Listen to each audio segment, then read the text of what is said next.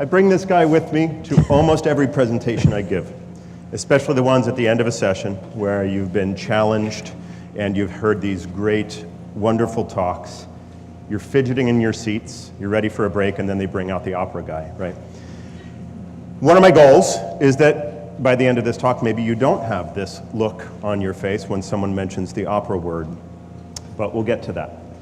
This 420-year-old art form that's considered by many to be the pinnacle of Western culture has a rather tenuous relationship with the general public, especially here in the US. Some people like to blame our education system. Others say that this material is no longer relevant. I don't agree with either of those. I blame the media. And if you think about it, every time you hear about opera today in the media, it's in caricature. Whereas just a generation ago, on wonderful shows like the Ed Sullivan Show, opera singers of the day would take their place in between sports stars and movie stars. But today, if you hear about opera, it's sort of being made fun of, to the point where this may be the image that you have in your head already about opera. And I've given talks at Rotary clubs, knitting circles, bars, anywhere I can talk to sort of overcome some of these objections. The horns only appear in less than 0.5% of the operatic repertory. Some people like to say, well, I don't go to opera because opera is too expensive. I remind them that it costs more to park your car at an Eagles game than it does to come to the opera. Others will say, I won't understand it. It's in French, it's in German, it's in Italian. And I say, we've got you covered. Well, you can follow the bouncing ball. We do projected English super titles. You can see there are challenges in getting people to take a chance on opera. When they do take a chance and they go to the opera house and they see this in its natural environment, what they're treated to is the collaboration of all different art forms. You've got a full symphony orchestra, you've got sets, costumes, wigs, makeup, and you've got these musical athletes who are with two tiny little muscles in their throat, focusing all of their energy to propel this beautiful sound over an orchestra, sometimes with so much amplitude that you feel that it is literally pushing you back in your seat. You couple this with the acoustic properties of an opera house, and it really is an amazing experience. I'm in a bit of a dilemma because a lot of times people want us to develop new audiences by bringing opera out of the opera house. And given this tenuous relationship that we have between our general public and the opera, I'm always afraid to do this. I'm always afraid that what we're going to bring out there is slightly less than.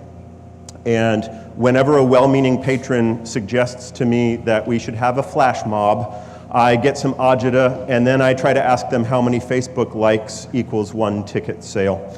And we haven't come up with a good answer yet. We're still counting. So why on earth am I talking about developing audiences for opera at a TEDx event surrounding innovation in healthcare? As Ajit mentioned, several years ago, I was fortunate enough to be able to give a TED talk comparing opera to baseball. And while I was in the back of the room freaking out, because I would still rather sing at you for 3 hours in Italian than speak for 10 minutes with my own words, a gentleman was giving a talk on empathy in healthcare. And he immediately pulled me in. I had just lost my father to cancer. And having spent a lot of time by his bedside, the patron experience, if you will, left me kind of wanting more. And here was this fella talking about how hospitals can and must do better and must show empathy in healthcare. So when he approached me after our talk, you know, I was nice to him because he gave a great talk, but I gave him the Heisman when he said, how do we bring opera to the hospital? And then I gave him the 4 minutes that I just gave you of all the reasons why it's really tough for us to do this. But Dr. Paul Rosen was persistent, he was passionate, and he had me convinced rather quickly that this wasn't an audience development initiative, this was a make the world more beautiful initiative. And it was very hard to argue with him. So within a week, we had a plan. He also had access to a space like this that has near concert hall acoustics. So that's what sort of lit the fire in my belly. But Paul's passion and persistence that we could make lives better and that we could make the patron experience better. Within a week, we had planned a whole series of opera singers to come out here to Nemours. I'd like Paul to speak a little bit more about what we discovered and how we're expanding. Patient experience depends on the culture of an organization. At Nemours, we value service to patients and families, and we value continuous improvement, which means every day we're trying to figure out how to make things better, how to relieve suffering, how to decrease fear, how to decrease pain.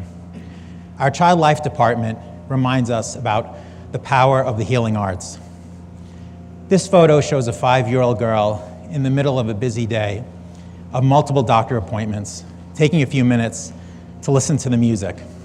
What you don't see in this photo is off to the side, 2 surgeons dressed in scrubs and sneakers, looking up from their iPhones for just a few moments of beauty.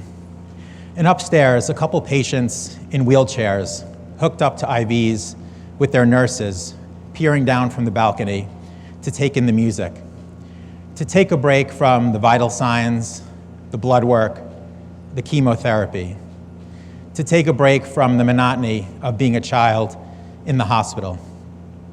Our partnership with Opera Delaware and Nemours has taught us what we can achieve when we work together. The program is growing, and we have more opera singers coming to the hospital. And we're working with the Delaware Symphony Orchestra on bringing even more musicians. Our hope is that if doctors and nurses experience a moment of beauty, they can have an even more positive experience with their patients upstairs. We've heard from musicians who've come to the hospital that they've been able to deliver a more generous performance to their audience. Healthcare has a lot of data. We're always looking at trends, checking the numbers. This project doesn't have any data. We're not tallying up moments of beauty. We don't think we need to. We can feel them. It's with great pleasure that I now introduce Tim Mix, baritone, and Aurelien Eulert at the piano. Tim was one of our first artists to sing here. He has sung in opera houses all over the world, and a year ago he made a very important debut right here in the Fusco atrium. And what amazed me at this program was that it wasn't just repertoire for children. He had a very varied program. There was something for everybody. Doctors, patients, parents, and they were all stunned by the power and beauty of his unamplified human voice. Tim and Aurelien will offer a little selection from Tchaikovsky's Eugene Onegin. And Eugene Onegin is a bit of a cad. He has inherited his wealth, and all he does is go to parties and balls. It sounds like a great life, right? Well, anyway, Titania is in love with him and professes her love in a letter, which he ignores. And when he next sees her, he tells her that he wasn't unmoved by her words, but that marriage would bore him and that she should move on. Not exactly fitting material to be doing at a children's hospital, but our hope is that it has the impact on you that we believe this music has on other people, and that you can find a moment or two of beauty to carry on into your next interaction today. Thank you.